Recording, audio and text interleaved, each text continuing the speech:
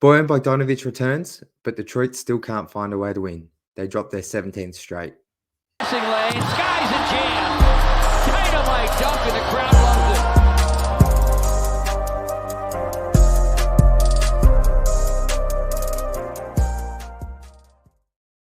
Welcome back to Pistons Intellect. I'm your host, Jack Kelly.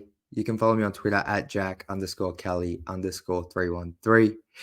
If you're feeling so kind, please hit that subscribe button. Please drop a comment below. Let's chat hoops. Pistons once again lose. That is now 17 straight, 17 consecutive. It's 17 straight losses. I feel like we've gone through I can't recall the saying, but there's the different stages of grief. And it's after that Toronto loss, I think it was a week ago or just over a week ago. I can't remember now because there's so many, but that Toronto loss was the peak grief. That was the death.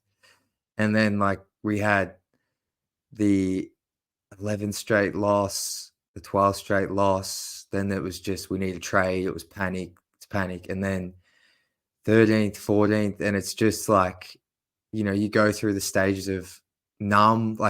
I became numb. And then these past two games against the Knicks and now tonight against the Cavs where they fall 101, 110. It's kind of there's signs of hope, but they're still losing. And it's this confusing feeling of I know for me at least is I can see positives now, but this is such a horrible situation still.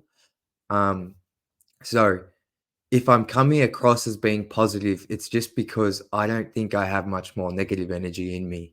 I think I just want to get this off the top of the show and get this out that I am still not happy with this. Me being positive, like I just said, is a direct result of me being fully drained of all the negativity I have within me for this sporting team.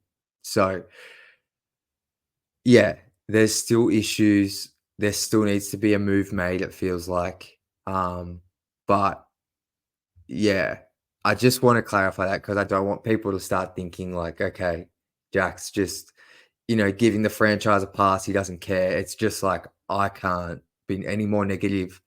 You probably got that vibe in my last recap if you watched it. It's just kind of all right, we're gonna move on now as fans. And if you don't want to watch, by all means, I do not want to make you watch this team. You do not need to. If you want to be negative in the comments, go for your life. This team deserves everything in the sense of talking about their on-court performance and right now. But Bojan Bogdanovic returned today, and I'm going to spend a few minutes talking about him specifically. But his return kind of ties into sort of what I want to open up the show with talking about today. And that's the new starting lineup Monty Williams fielded today against the Cavs, which consisted of, as you can see on the screen here, Killian Hayes, Cade, Ivey, Cade Cunningham, the three-guard lineup we all were impressed with in the Knicks game 2 days ago. And then you had Isaiah Stewart at the 4 and Jalen Duren at the 5. And I'm going to talk about the bigs later in the show, but I think the big positive for me today is just that three-guard lineup and how it looked in terms of spacing. And I just want to spend a moment talking about spacing because I think when we all think of spacing, the first thing we think of is shooters around Cade. Cade Cunningham, pick and roll threat, 2-3 shooters. That's when you think spacing, you think the key's wide open and you have spacing. But I think there's another part to spacing. And I think this three-guard lineup is a good example of it. It's not the best example when you zoom out from the Pistons. But in the context of the Pistons, I think with this three-guard lineup, it provides additional spacing because you have more threats out there. You have three guys who can all dribble, handle, pass, and shoot to an extent. Obviously, Killian's kind of the weak link there in terms of he's not garnering much respect as a shooter, but I mean, the past two games, he's been much more reliable, so I have to give it to him there. But I think having those three just creates more space because the defense has got to account for them a bit more than, say, an Isaiah Stewart who to be honest, he's kind of been the guy in the past 2 games that's really struggled. And his inability not only to shoot at right now, but even when his shot's working, his inability to put it on the floor and make things happen and make passes and be aware really stands out. And I will get to Stu in a minute, but I think having these 3 guards out there with a guy like Stu and Durant is making Stu stand out because he's kind of the only guy on the floor who can't really make a quick passing decision and keep the offensive flowing. And I mean, Jalen Duren, if he's not screaming and rolling, he's a guy who is, he's not Nikola Jokic, but for a center, for a rim running sort of big, he's a guy who can move the ball and make passes. And, but just back with these 3 guys, like I'm going to pull up the box score numbers in a moment. But even if you just don't look at the box score, like just watching Cade in that first quarter, I think he had 7 points, 4 rebounds, 6 assists, 0 turnovers as well. Just watching him navigate the paint, it looked more open. And I'm going to try to find a stat or something, but just go back and watch if you want to. But like the floor genuinely looked more open, and it was no surprise that he had those 6 assists and 0 turnovers. Like he was just making the right reads, playing with that normal patience he does, making good decisions as a shot creator. And it just looked much better. And on the night, Cade finishes with a near triple-double, 23 points, 8 rebounds, 11 assists, and only the 1 turnover. And then Killian, another really solid game. He had 13.6 rebounds, 3 assists, and most importantly, on 6 of 11 shooting. Then Jaden Ivey, 7 points, 1 assist, 2 of 7 shooting. But, I mean, I think that's what I'm getting at, like, just having the threat of Jaden Ivey on there, on the court, alongside Cade and alongside Killian, it just felt like it opened things up because the defense, although Jaden's only a second-year player, there is a level of respect there for him. And although he probably doesn't garner, like, kind of elite coverage and, like, defenses aren't closing it extremely hard on him because he's still got to earn his stripes as a shooter in the league, I just think his ability, like the threat of him attacking off a closeout still means that the defense has to respect him. And so that 3-guard lineup, I looked up the lineup stats here via NBA.com. And look, small sample size, but in 44 minutes played this season, the 3-man lineup of Killian, Cade, and Jaden are plus 19 as a trio. So, and that the bulk of those minutes, so 29 of those 44 minutes have come in the past 2 games. So as you can see, that is something that's working. That is something Coach Monty Williams, I feel like he's going to, try and build his team around with the likes of Bojan and Jalen Duren and the other rotational pieces. But that seems right now to be the core thing that is working for Detroit. And look, I think Coach Monty said it in the post-game press conference, like Cade being 6'6", 6'7" with a 7-foot wingspan, that allows you to play these 3 and not completely give up your defense. This isn't the old Dwayne Casey, and this isn't a shot at Dwayne Casey, but 3-guard lineups with like 2 6'1" guards and Cade. Like these guys, I think Ivy's 6'4", 6'5", Killian's a big 6'5", and Cade, like I just said, he's measurable. So a lot of versatility there, and especially when Killian's playing the way he is, like not only did Killian hit the 3 tonight, hit his mid-range, but he was attacking. Like he got an M1, he was getting to the rack and just absorbing contact. And I mean, we've all wanted to see that from Killian since his rookie years. It's something he's done in bits and jabs, but yeah, like I feel like we've said this so much as a fan base, and if you don't believe in it, that's fine. I still need to see way more from Killian, but if he can somehow just continue to play with this kind of mentality, aggressiveness, and this kind of just offensive mindset, that 3-guard lineup will work for the foreseeable future. And look, like I said, a move still needs to be made. This is just like we're looking at a micro view right now, just trying to get a win, just trying to build something sustainable so these guys aren't getting blown out by 20. And this right now, that 3-guard lineup seems to be a thing that's working. I know for a fact, just watching Cade, he doesn't look as gassed in the fourth. His decision-making in the fourth quarter is still a problem. And Coach Monty Williams needs to do a much better job of getting Jaden Ivey looks. Jaden Ivey played 29 minutes tonight and only took 7 shots. He played most of that fourth quarter from the last 10 minutes in, maybe more. So he needs to find him more shots. Jaden needs to be more aggressive, and Cade needs to do a better job at distributing down the stretch because, yes, it's on Coach Monty to get that offensive flowing more, but it's also on Cade. He's at some stage, the player has to kind of take the game into his own hands. Like, they're the one with the ball.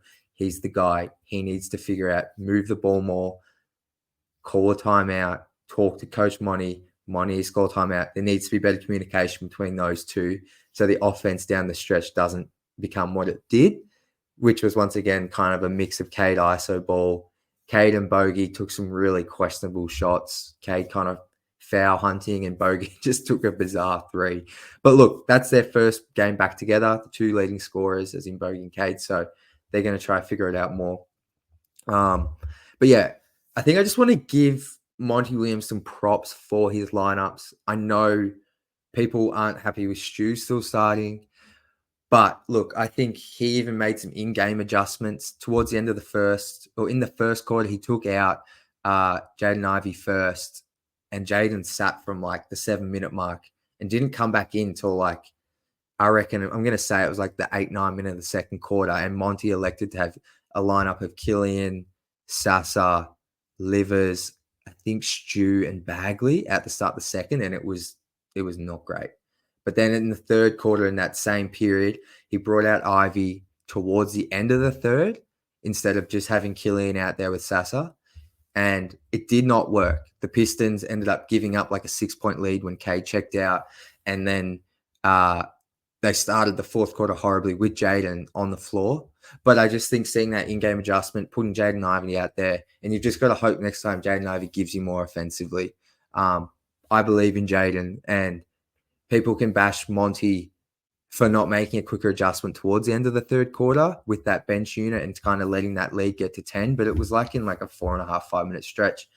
I didn't mind just seeing him change his rotation in game from what it was at the end of the first to what it was at the end of the third in the same sort of rotational period. So, and then obviously to make the starting lineup change, put Jaden Ivey back in there to recognize that 3-guard lineup was a big positive from the Knicks game. I have to give him some props. And the handling of Jaden Ivey is still extremely questionable because you can't just keep putting him in these, like a starting role, then your bench, then you're playing 9, 12, 11 minutes, then you're playing 30 minutes tonight. Like, that is still frustrating the hell out of me. I am trying to be very hopeful that this now 3-guard lineup, they can continue to play well. And that means Ivey can continue to play 25, 26 to 30 minutes and just try and get some continuity. Because, as I mentioned, when he's just on the floor with these two, or when he's just on the floor with Cade, it looks right. And even the numbers show it. Like, they do. Lineup numbers reflect it. So, a little bit of love for Monty there, whilst acknowledging there are things that are still a bit questionable, but he's still learning the team. And I think now this kind of takes me to my next point of Bojan returning. Monty finally got his second leading scorer back. And look, I think it's fair to say Bojan's just at this stage of his career, just a flat out better scorer than Cade. So you get your best scorer back in Bojan. He comes out, he played 27 minutes, which I think was a little bit above what they wanted to play him. He looked a bit tired in the fourth, but he finished with 22 points, 7 of 15 shooting, 3 of 10 from 3. It felt like every single one looked good. First shot of the game, Cade assist to Bogey, a few feet behind the line from 3. And yeah, I don't want to get carried away because it's 34-year-old Bojan, but feel like I can because I have been huge on keeping him. And I still don't fully believe that report about the 2 first-round picks. Maybe I'm ignorant, whatever. I just want to focus on Bogey, and I think you saw tonight just how impactful he can be. And just taking the load off Cade, having him alongside those 3 guards. Like, I know to close the game, it didn't work. The Pistons ended up losing by 10 points. But the start, that 5 of the Ivy, Hayes, Cunningham, Bogdanovic, and Duren, like, they got the Pistons back ahead, I believe, after being down by 10 to start the fourth. So that 5 is something to build upon. I put a tweet out saying I want to see those 5 play a heap, if not start. I don't think next game Bojan will be starting. I think they're still going to try working back into it. But yeah, just having him out, just the threat. Like, he's a top 5 shooter in the league. Like, he just is, in terms of the gravity he demands, his ability to knock down shots, off the bounce. And then one of the underrated things about Bojan is his ability to get the free throw line and his ability to finish and just use his body and create angles. Like, 6 free throws tonight, knocks down 5, uncharacteristically missed 1. But yeah, look, he's never going to rebound the ball great. You don't want him handling the ball too much in sort of pick and roll and stuff. Like, he had a turnover tonight, I believe, doing that. But even just on defense, like, some of his rotations, like defensively down on the baseline there on the back line to sort of support, like, tag the roll man. Like, I don't know. At the end of the day, he's 6'8". He's a solid guy. Yeah. I think just having that wise head out there, like, it helped a lot. So major props for him. Like I said, I curious to know if you guys agree with me, if you'd like to see that starting lineup, as I just mentioned, of Cade, Ivey, Hayes, Bojan, and Durant. I think that's where I'm at. And yeah, I just think it was great to have him back out there. You know, even though he missed those threes, like, just, you have to admit, as a fan, just watching him shoot the ball, there's a confidence that I feel like we haven't felt in anyone in the past. I can genuinely say a month, and that's not exaggerating. So having him back, huge tick for the Pistons. And I think with him kind of potentially going that starting lineup, well, I think it's a given he's going to that starting lineup. That kind of takes me to my next talking point. And as it says here, it pains me to say it, but Isaiah Stewart is in a need of a role change.